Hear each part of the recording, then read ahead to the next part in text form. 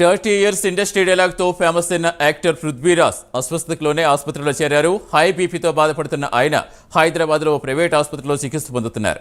దీనికి సంబంధించిన వీడియోలు వైరల్గా మారాయి. 2 రోజుల క్రితం లైలా సినిమా ప్రీ రిలీజ్ ఈవెంట్లో 11 మేకలే మిగిలాయంటూ పృథ్వీ చేసిన వ్యాఖ్యలతో వివాదం చెలరేగింది.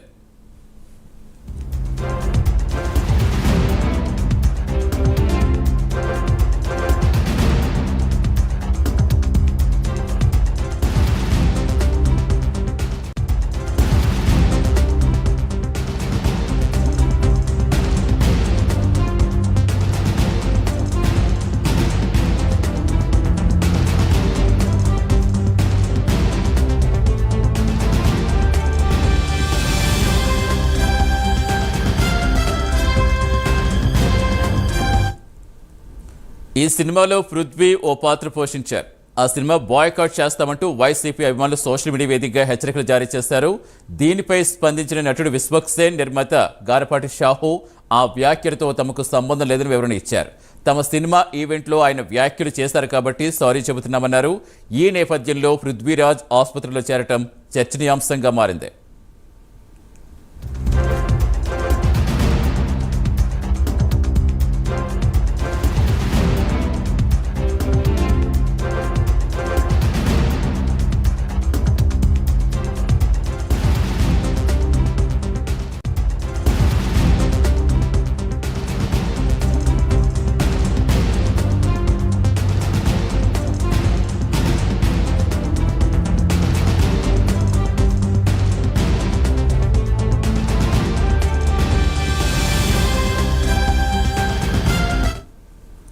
థర్టీ ఇయర్స్ ఇండస్ట్రీ డైలాగ్తో ఫేమస్ అయిన యాక్టర్ పృథ్వీరాజ్ అస్వస్థతలోనే ఆసుపత్రిలో చేరారు. హై బీపీతో బాధపడుతున్న ఆయన హైదరాబాద్లో ప్రైవేట్ ఆసుపత్రిలో చికిత్స పొందుతున్నారు.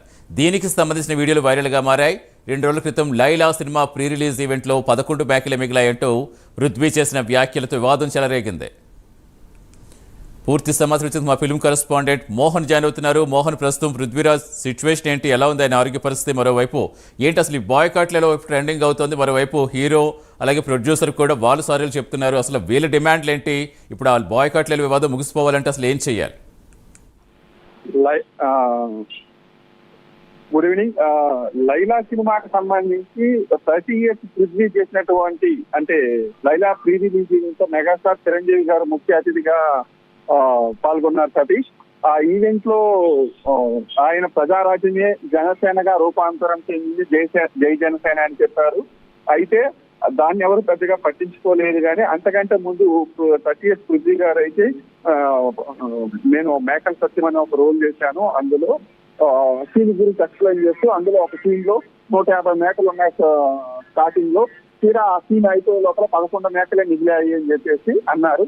దీని వైసీపీ వాళ్ళు అంటే తమని అతను చింతపరుస్తున్నాడు అన్నట్టు వాళ్ళు భావించి లైలా సినిమాకి సంబంధించి నెగిటివ్ ట్రోలింగ్ అనేది స్టార్ట్ చేశారు.